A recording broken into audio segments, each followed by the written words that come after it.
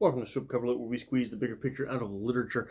I'm Adrian Ford, and we are here for part 6 of a 10-part series as we journey through Absalom by the legendary William Faulkner. I apologize for any consternation that is set up or carried out by the fact that we're going to be constantly sort of changing camera angles and the audio quality.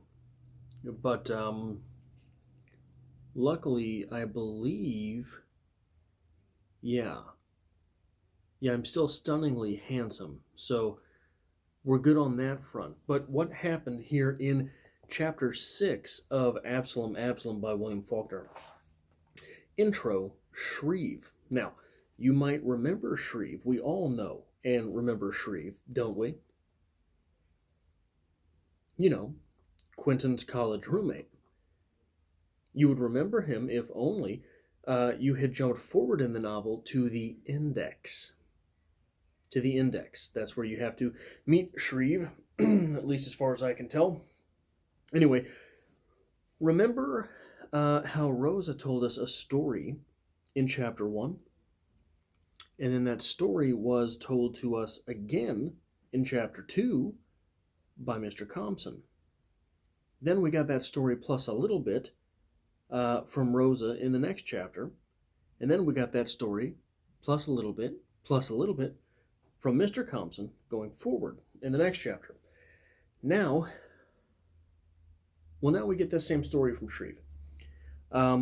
With the smooth and this is from Shreve's point of view, but with the smooth transition of, and I quote, "He sounds just like father," this once again becomes a chapter given to us by Quentin. And we get some new stuff.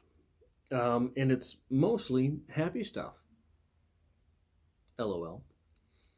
The Sutpen we've grown to know and love. This Sutpen who is a man of his passions, a man of many passions, a man who runs not hot and cold, but hot and hotter. Sometimes his passions were consummated, including with his friend Wash Jones's granddaughter. Wash Jones, again, someone described in the back of the book, if you made that journey, is described as a squatter. So I guess take that for what it's worth. We're getting random squatters thrown into the middle of things. When Sutpen made it clear that this love baby with Wash Jones' daughter was to be a bastard, Wash did what any self-respecting great-grandfather-to-be would do. He sithed Sutpen. Killed him dead by Sith. Not like Darth Maul Sith, but like the Grim Reaper thing. Skith. At Rosa's funeral, Quentin learns of Bond's son, who turned out to be quite the hellraiser in his own right. But the Sutpen pride was present as well. He was not to be outdone in the generational category.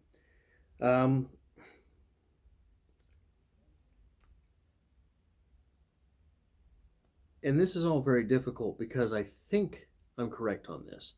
But lineage is something that is complex and perplexing so far in this novel. So we are introduced to Bond, Jim Bond. This is a great-grandchild in the Sutpen lineage, I think. And it was Jim Bond who was raised in secrecy at Sutpen's 100. But Rosa still believed that there had been something else going on. So what is there to talk about in this chapter? The first thing I would like to talk about is something that has popped up quite often in the comments section so far, that the reading experience seems to be evolving. I will not say that it's getting easier. I don't think that it is. Um, in fact, it seems to be getting a bit more convoluted with different characters, new characters being introduced, and new characters' point of views introducing new chapters. So it seems that Faulkner has not given up any of his old tricks. Instead, what seems to be going on is we're getting used to it.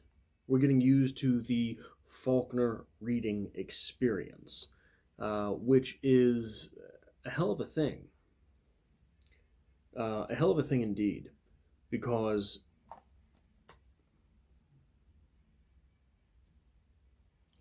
for the writing not to be getting easier, but perhaps to be getting harder, and still being able to follow along as well, if not better, than before, good writing teaches you how to read it. This is often apparent, I think, in my experiences, with many new writers. New writers since, I'd say, the 90s. I think that a lot of the writing that went on in the 80s was a traditional type of writing. When you're thinking of someone, Bret Easton Ellis, when you're thinking of T.C. Boyle, these were writers who tried very hard to make their writing clear. Into the 90s, when you're getting into, his name is gonna, where are we at here? Tom Spanbauer, Chuck Palahniuk. What you're getting writers who, so the 80s were perhaps reflecting a little bit back towards Hemingway, which was a journalistic type of writing to make things as clear and easy to follow as possible, because the story lies underneath that. But what the 90s, at least in my experience, and again, I am no authority on this, but the writers who seem to come into their own and into prominence in the 90s did not seem to care about clarity of story as much as clarity of character. This, as opposed to reflecting upon the journalistic style nature of writing that someone like Ernest Hemingway brought to prominence, reflects on the William Faulkner type of writing, in that in character-driven literature, the truth is subjective, not objective. The objective truth is left to the reader to come to on his or her own. And it is an ironic twist, perhaps, that I hadn't really thought of this part of this before. Maybe it's not ironic. Maybe this is part and parcel with how this does work. What we're doing here is we're getting into religion building. We're setting up gods. And the truth in something like the Christian religion is not measurable. The truth as God would have it is not something definite. It is something spiritual. The truth as God would have it is something to be measured in the heart. What is the phrase? It is easier for a camel to fit through the eye of a needle than for a rich man to go to heaven. This is obviously a truth based on subjective fact, because the objective fact is that a camel can never fit through the eye of a needle. So this is something that is character driven, that is it is a phrase meant to strike at the heart as opposed to the brain. And herein we have characters expressing truths that are to be taken as true to the character. It is the reader who has to provide the truth of all truths on top of that. And in a lot of ways, it opens up. So, one of the differences between, the only difference between art and propaganda is who's making up the mind. In art, the consumer makes up their mind about the truth. In propaganda, the artist, the producer, has made up their mind about just what the truth is, and you'd better get along for the ride. That's propaganda. Here, we have the art taking forefront at all levels of what is going on. And because of that, the judgment of the consumer, the recipient, the audience, is necessary at every level. We are to discern the truth of what is going on from the page, from the characters, from the story, and from the interactions between characters. It may not be immediately evident that Rosa has something against Sutpen, that Rosa's judgment maybe isn't crystal clear, maybe isn't completely fair.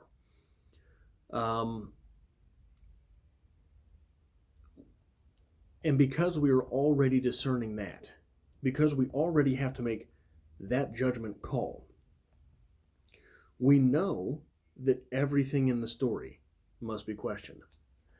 So like I said here, we're getting the same story over and over again. We're getting it repeated and piled on top of itself. Why? That's a classic storytelling device. That is an oral tradition storytelling device. If I tell you there was a man from Nantucket, then I get to tell you there was a man from Nantucket who had a hat shaped like a bucket. Is that so? Yes. Yes, there was a man from Nantucket who had a hat shaped like a bucket. And guess how he got it? Well, we don't get to that part. But that is an oral tradition of storytelling, which is predicated on repeating things. Because you build on it over time. What other things are passed on orally, such as this? Religions.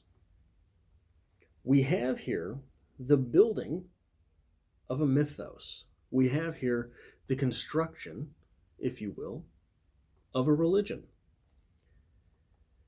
In this mythos, and this is why this chapter is important to this little merry-go-round of oral tradition storytelling.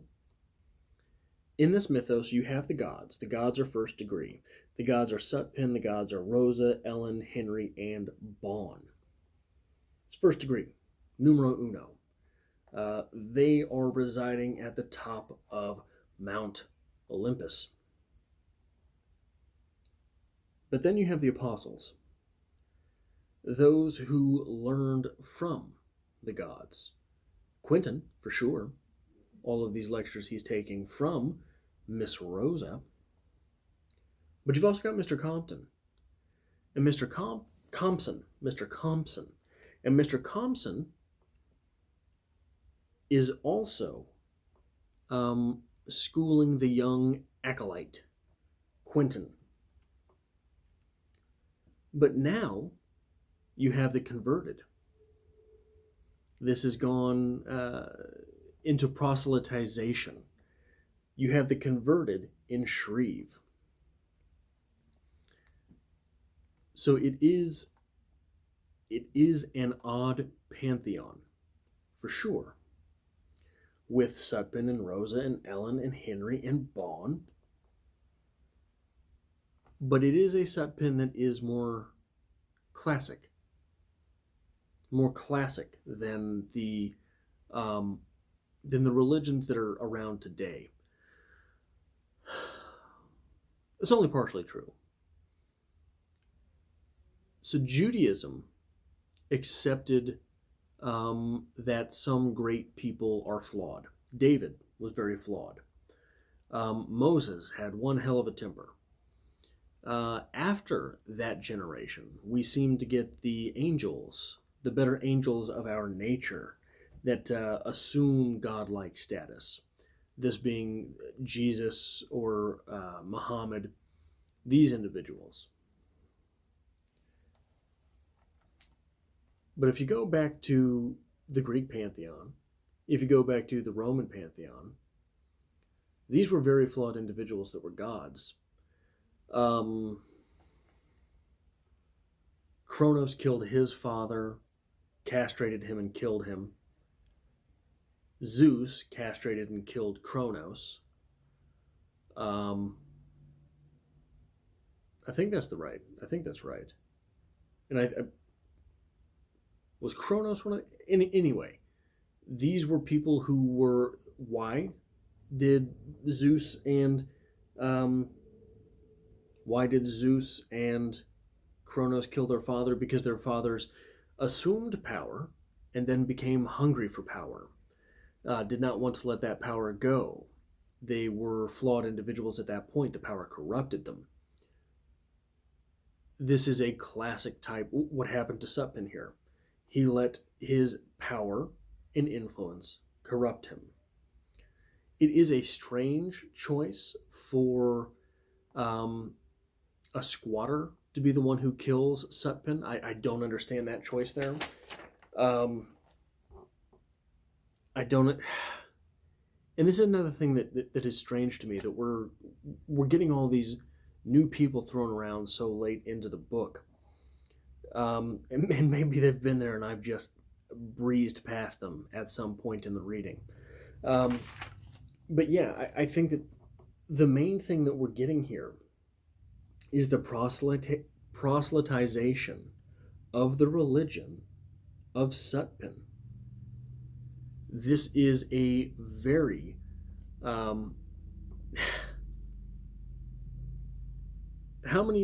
surely you have at some point in your life known the good old boy storyteller.